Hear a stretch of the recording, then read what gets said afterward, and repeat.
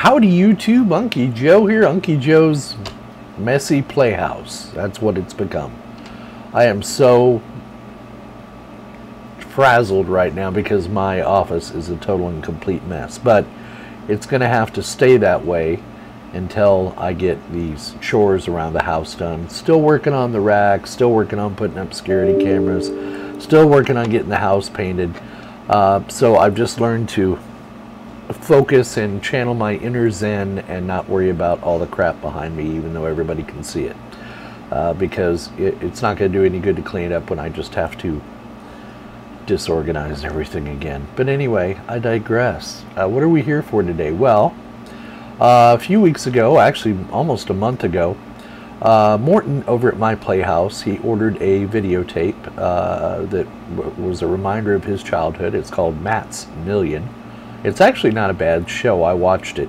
But anyway, he got it on VHS tape, and he could only get it here in the United States, and I was going to forward that on to him via the post office. And you know, it's expensive to ship stuff overseas. And the video was an NTSC, not PAL, which is what y'all use over in Europe, is my understanding. So I told Morten, why don't I just do this? And I did a whole video on this about, I hooked up a capture device to my VCR and captured that movie for him. And then I said, well, rather than sending it via the post office, why don't I just give you access to my Synology NAS, and you can download it over the internet. I have a pretty speedy connection. It's 100 by 100, and so that's what we did. So what I'm going to do is show you the basics of getting that set up on your Synology NAS so that you can let people into it, and how I configured it for Morten to drop some movies to me. So some of the parts I'm going to obscure, but you'll get the basic gist of this. And then I'm going to show you how I connected up to it remotely. So let's go ahead and get this video started right now.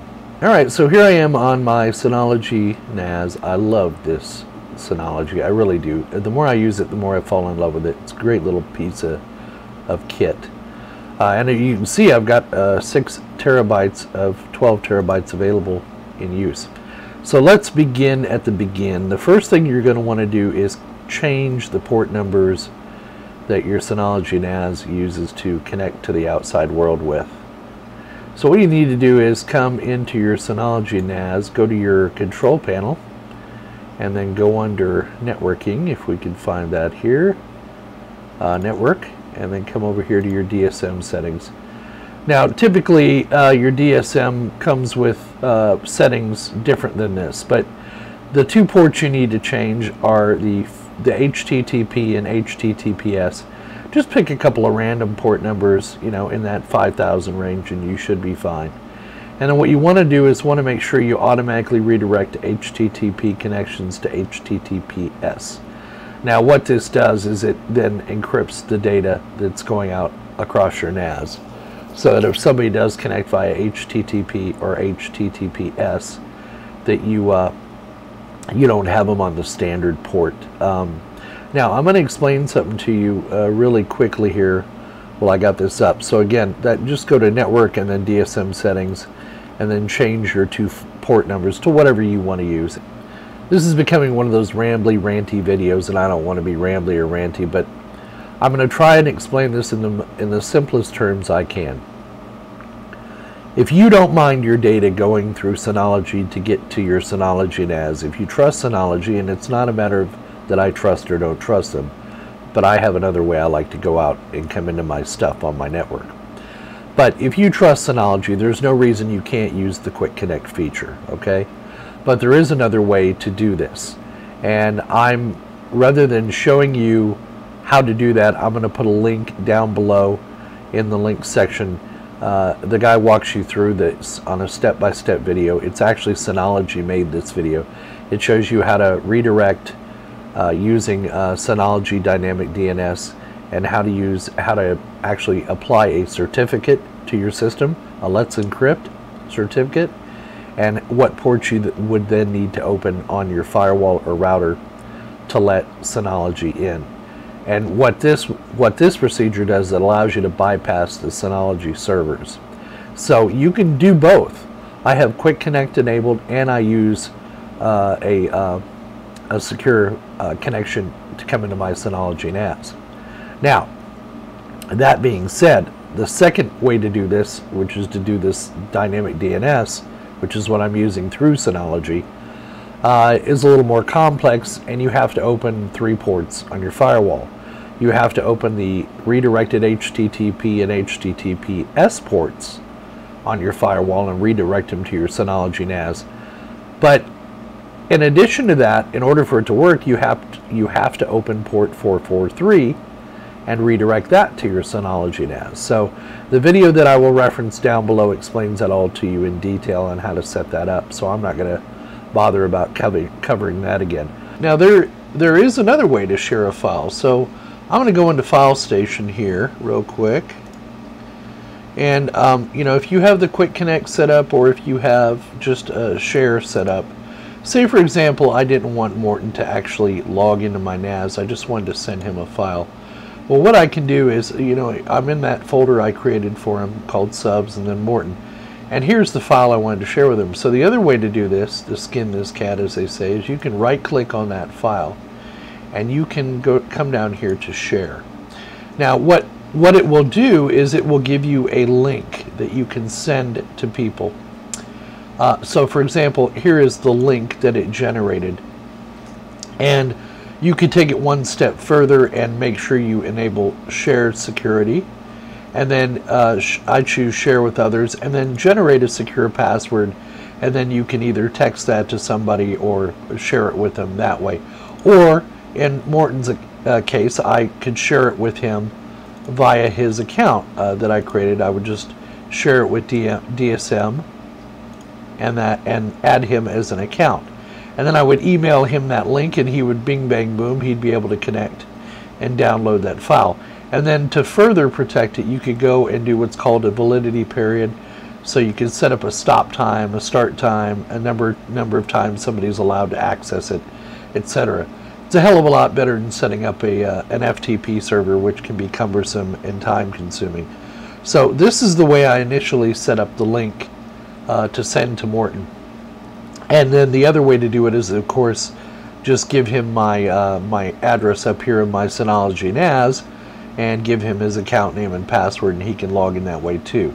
So this is another way to do this. So once you've created that shared link, you need to keep in mind, if you haven't set an expiration, in order to manage any shared links you create, you come up here to File Station, and then go to Tools and Shared Links Manager. And so here's the share that I created with him. It's a permanent share, etc. All I have to do is highlight it, and then I could delete the link. So that's how you can manage your shared links. So once you've shared it with a person and they've downloaded the file, it's a trivial process to come in and delete that share once you're done with it. So now that you've got it set up for remote access, what you need to do is come over to the control panel, and you're going to need to create a user that can come into that system.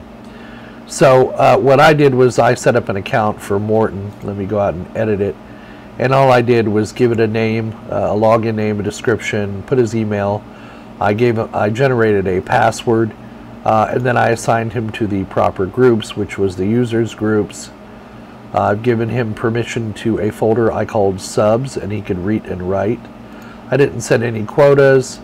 I didn't, let's see if I gave him any applications. No, I didn't give him permission to run any applications or anything like that.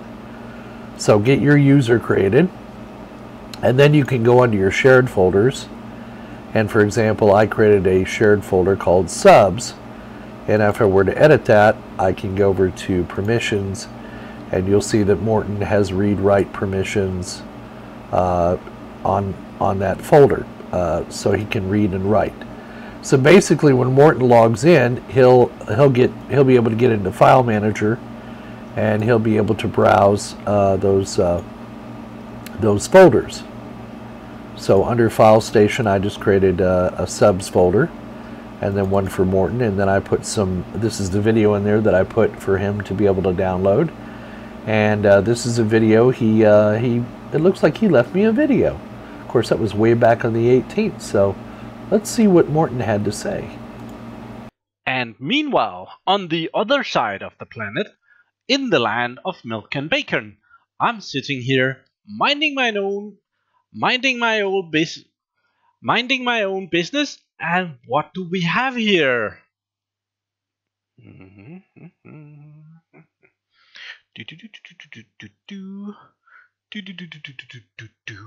A brand new email from Unky Joe.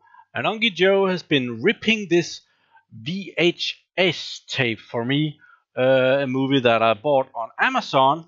Back to that later. But as you can see, there is a nice link here that I can press, and then I will be able to download the file from Unky Joe. The really neat thing about this is that I get like a Go file me, so I don't really get Unky Joe's IP number or anything. I just get this link that points here, and when I use this extension, well, it will point me in the right direction. So it's kind of masked in some way. This is actually where the file is located right now, and as this is Unky Joe's NAS box, well, if you punch this in, you'll probably be able to get this film if Unky Joe doesn't remove it. Well, the movie that I have gotten is this one here. It's Matt's Millions. It's a British TV series. There's only 4 episodes, and it's all about this young boy who is at some point has been sick, and while he was sick, he developed a little video game laying in his bed on his back, and then suddenly I don't remember. I saw the first 2 episodes, and then we couldn't get the last 2 episodes. The first 2 episodes are on YouTube. The last 2 was not available anywhere. So, well, he suddenly a check turns up for this game that he developed months and months and months ago, and from one day to the other day, that little dude becomes a millionaire uh, because of a computer game he made when he was sick. It's a cute little story. So me and my cousin wanted to see this, and my cousin had dug up that this videotape was available in the U.S. So Unky Joe was so kind, I could send the tape to him. And as this is I don't know why it's only available in the U.S., but uh, VHS tapes in the US are in the American standard, the NTFS. That's not it. NTSC? NTSC? Yeah. Where we in Europe use the PAL. So they are not really that compatible. I'm not sure if I have a video recorder that can do both. I might, but Unky Joe was nice enough to rip this, and he had the equipment for it. So the file that we are transferring here is this VHS tape, and we could just go click the link and see what happens. And we have Google there. So, okay, so I have the link in the clip art in the in the thingy. So we'll put the link here, and we'll see what happens. And it goes out. It is connecting. So first it's connecting to Synology, and then Synology will point it to the right NAS box. Go NAS whenever you're ready. There we are. We are now on Unky Joe's NAS, and we get the option. We can see it's a file. It has a little play button here and a file, so we can choose to download. I have already downloaded this 2 GB file, so we might not have to do that again. It's actually also pretty slow, so it wants 6 hours, 5 hours, 4 hours to download that file.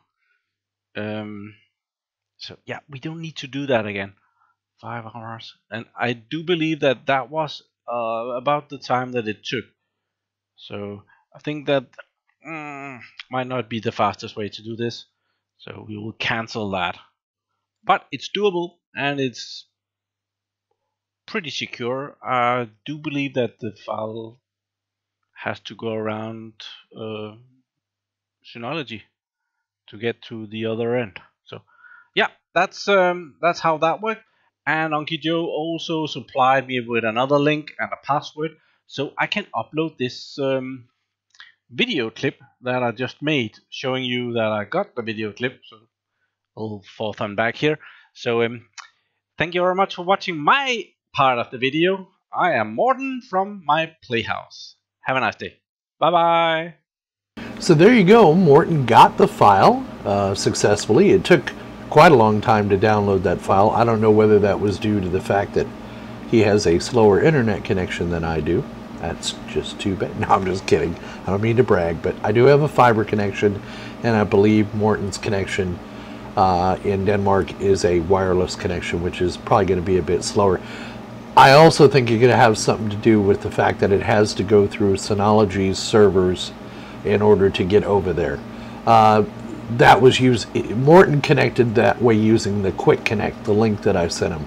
But now that I've secured my Synology NAS and I've actually put it out on there, a direct connection through my firewall, it should be a bit faster. And I'm sure Morten and I will be transferring files back and forth as we move on through our collaborative ventures together. I'm sure we're going to do some more videos together.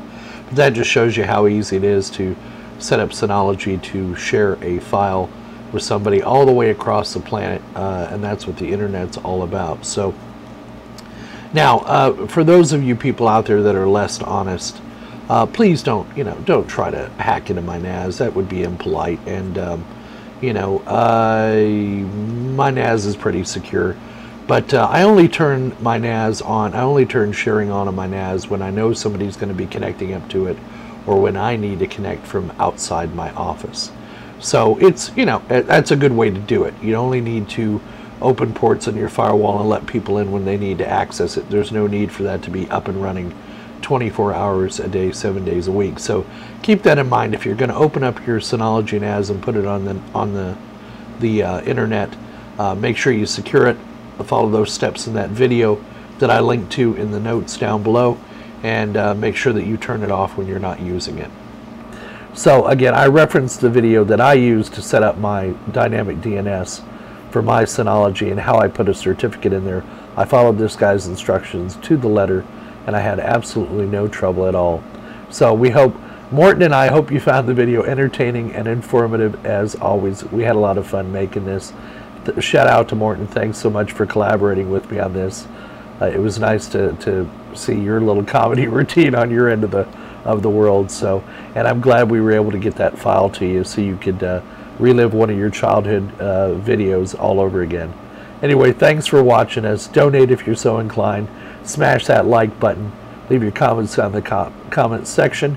We take PayPal and Patreon for donations if you're so inclined. And don't forget that we will see you on the other side. Bye-bye.